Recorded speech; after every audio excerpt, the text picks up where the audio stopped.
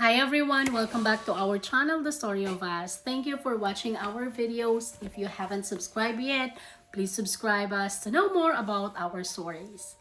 So today, share ko lang sa inyo guys, dito sa Amerika, meron kaming tinatawag na employee portal. So dito namin nakikita yung sahod namin, yung kaltas, kung magkano ang nasahod namin, tapos kung ano mga nare-receive naming benefits, o kaya kung may additional income kami, tulad ng tutoring. Para sa akin, maganda yung ganito kasi seamless and quick yung process. Hindi mo na kailangang maghintay ng printed payslip para makita yung sahod mo, kung magkano, tapos kung ano yung mga deductions mo. And by the way, ang tawag pala dito guys ay paycheck. Tapos dito, yung sahod dumarating every 2 weeks, kaya nakaka-inspire.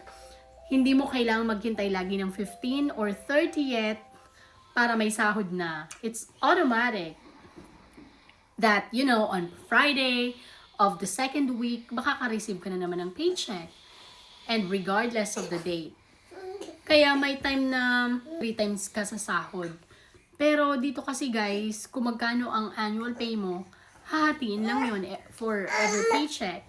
So, yun lang guys. Thank you for watching. Again, subscribe us for more stories. Thank you! Bye!